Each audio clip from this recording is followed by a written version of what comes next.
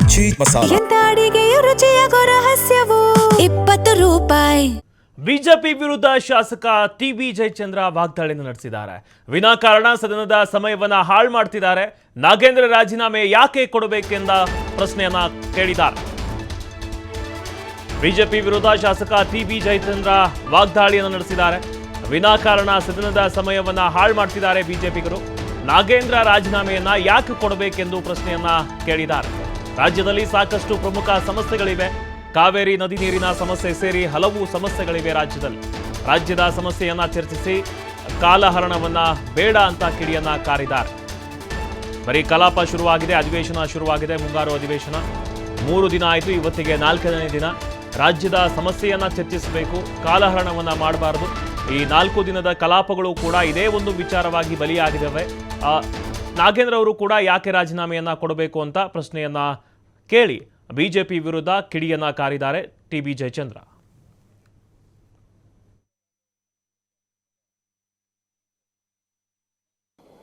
ಆಡಳಿತ ಪಕ್ಷ ವಿಪಕ್ಷದ ವಿರುದ್ಧ ಇವತ್ತು ಪ್ರತಿಭಟನೆ ಮಾಡ್ತಾ ಇರೋದು. ಈ ಪ್ರತಿಭಟನೆ ಯಾವ ಕಾರಣಕ್ಕಾಗಿ ಅನ್ನೋದು ತಿಳ್ಕೊಳ್ಳೋಣ. ಸರ್ ನಮಸ್ತೆ.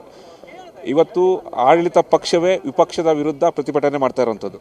ಹೌದು, ನಾವು ಅಂತಿಮವಾಗಿ ಯಾರ ಸನ್ನಿಧಿನಲ್ಲಿ ಹೋರಾಟ ಮಾಡಬೇಕು?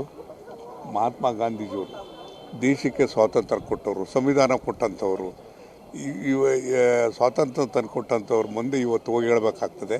ಎಂಥ ವಿಪರ್ಯಾಸ! ಇವತ್ತು ಕೇಂದ್ರದಲ್ಲಿ ಆಡಳಿತ ಮಾಡ್ತಾ ಇರ್ತಕ್ಕಂಥ, ಅದು ಪ್ರತಿನಿಧಿಸ್ತಕ್ಕಂಥ ಇವತ್ತು ಪಕ್ಷದ ಮುಖಂಡರುಗಳು ಸಭೆನೇ ನಡೆಸೋಕ್ಕೆ ಬಿಡ್ತಾ ಇಲ್ಲ ಅಂತ ಹೇಳಿದ್ರೆ ಇದೇನಿದು? ಒಂದು ನೋಟಿಸು ಕೊಡೋಂಗಿಲ್ಲ, ಸಭೆನೇ ನಡೆಸೋದಿಲ್ಲ. ರಾಜೀನಾಮೆ ಪಡೀವಿ ಆಯಿತು. ಯಾವ ಕಾರಣಕ್ಕೋಸ್ಕರ ರಾಜೀನಾಮೆ ಪಡಿಬೇಕು ಅಂತೇಳಿ ಒಂದು ನೋಟಿಸ್ ಕೊಡೋದು ಬೇಡವಾ? ನೋಟಿಸನ್ನು ಕೊಡದೆ ದೊಡ್ಡ ಗಲಾಟೆ ಮಾಡಿ ಅದನ್ನು ಸಭೆನೇ ನಡೆಯೋಕ್ಕೆ ಬಿಡ್ತಾ ಇಲ್ಲ ಅಂತಂದರೆ ಇದೊಂದೇ ಸಮಸ್ಯೆನ? ಕರ್ನಾಟಕದಲ್ಲಿರ್ತಕ್ಕಂಥದ್ದು ಅನೇಕ ಸಮಸ್ಯೆಗಳು, ಬರ ಸಮಸ್ಯೆ ಇದೆ, ಕುಡಿಯ ನೀರಿನ ಸಮಸ್ಯೆ ಇದೆ, ಕಾವೇರಿ ನೀರಿನ ಸಮಸ್ಯೆ ಇದೆ. ಇವು ಯಾವುದನ್ನು ಕೂಡ ಚರ್ಚೆ ಮಾಡ್ದಲ್ಲ ಇದೊಂದನ್ನೇ ಇಟ್ಕೊಂಡಿದ್ದಾರೆ ಅಂತಂದರೆ ರಾಜಕೀಯ ಹಿತಾಸಕ್ತಿ ಅವರು ಅಡಗಿದೆ. ಅವರಿಗೆ ರಾಜಕೀಯ ಮೇಲಾಟಕ್ಕೋಸ್ಕರ ಇದೆಲ್ಲದು ಮಾಡ್ತಾ ಇದ್ದಾರೆ ವಿನಃ ಇವತ್ತು ರಾಜ್ಯದ ಜನಕ್ಕೆ ಒಳ್ಳೇದು ಮಾಡ್ತಕ್ಕಂಥ ಕೆಲಸವನ್ನು ಮಾಡ್ತಾ ಇಲ್ಲ. ಒಬ್ಬ ದಲಿತನಿಗಾಗಿ ದಲಿತ ಸಮುದಾಯಕ್ಕೆ ಕಾಂಗ್ರೆಸ್ನವರು ಅನ್ಯಾಯ ಮಾಡ್ತಾ ಇದ್ದಾರೆ, ಮೋಸ ಮಾಡ್ತಾ ಇದ್ದಾರೆ ಅನ್ನೋದು ವಿಪಕ್ಷ ನಾಯಕರ ವಾದ. ಯಾವ ದಲಿತ ನಾಯಕರು? ಎಸ್ ಟಿ ಸಮುದಾಯಕ್ಕೆ ಸಂಬಂಧಪಟ್ಟಂತೆ. ಈಗ ಎಸ್ ಟಿ ಸಮುದಾಯದವರೇ ಇವತ್ತು ಮಂತ್ರಿಗಳಾಗಿದ್ದಾರೆ. ಮಂತ್ರಿಗಳಂತ ಮಾಡಿದ್ದೇ ತಪ್ಪು, ಅವರು ಭ್ರಷ್ಟ ಅಂತ ಹೇಳಿ ಇವತ್ತು ಕೂಗ್ತಾ ಇದ್ದಾರೆ. ಹೌದಪ್ಪ, ಎಲ್ಲಿ ಭ್ರಷ್ಟಾಚಾರ ಆಗಿದೆ? ಹೌದಾ ಅಲ್ವಾ? ನ್ಯಾಯಾಲಯಗಳಿಲ್ವಾ? ಕೋರ್ಟಲ್ಲಿಲ್ವಾ? ಇಡಿಲಿಲ್ವಾ? ಏನಾಗಿದೆ ಅಂತಕ್ಕಂಥದ್ದನ್ನು ವ್ಯಾಪಕವಾಗಿ ಚರ್ಚೆ ಮಾಡಬೇಕಲ್ಲ. ಚರ್ಚೆ ಮಾಡ್ದಲ್ಲೇ ಬಂದು ವಿತಂಡವಾದವನ್ನು ಮಾಡಿಕೊಂಡು ಸಭೆನೇ ನಡೆಸೋಕ್ಕೆ ಬಿಡಲಿಲ್ಲ ಅಂತಂದರೆ ಏನರ್ಥ? ನೀವು ಜನರ ಹಿತವನ್ನು ಕಾಪಾಡ್ತಕ್ಕಂಥವ್ರು ಅದು ಏನು? ಇದೊಂದು ಗೂಂಡಾ ಪ್ರವೃತ್ತಿಯಾಗಿದೆ.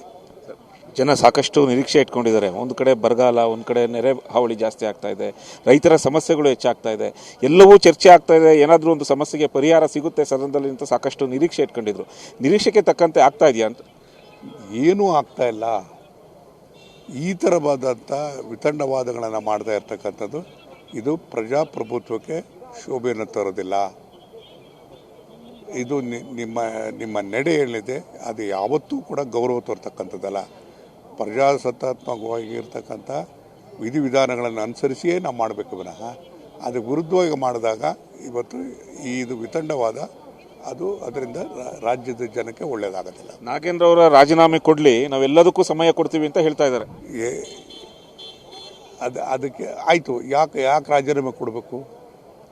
ಆಯಿತು, ನೀವು ನೋಟಿಸ್ ಕೊಟ್ಟು ಚರ್ಚೆ ಮಾಡಿ, ದಾಖಲೆಗಳು ಕೊಡಿ. ಅದು ಬಿಟ್ಬಿಟ್ಟು ನೀವು ರಾಜೀನಾಮೆ ಪಡೀರಿ ಅಂತೇಳಿ ಹೇಳಿದ್ರೆ ರಾಜಕೀಯಕ್ಕೋಸ್ಕರ ಇದನ್ನೆಲ್ಲ ಮಾಡ್ತಾ ಇರ್ತಕ್ಕಂಥದ್ದು. ಅವರಿಗೆ ರಾಜ್ಯದ ಜನರ ಹಿತ ಬೇಕಾಗಿಲ್ಲ, ಈ ಜನರ ಹಿತವನ್ನು ಕಾಪಾಡೋದು ಬೇಕಾಗಿಲ್ಲ, ಬರದ ಬಗ್ಗೆ ಪರಿಹಾರ ಬೇಕಾಗಿಲ್ಲ. ಇವೆಲ್ಲದರ ಮುಚ್ಚಾಕೋಸ್ಕರ ಈ ಥರದಂಥ ವಿತಂಡವಾದಗಳನ್ನ ಮಾಡ್ತಾ ಇದ್ದಾರೆ. Okay sir, thank you.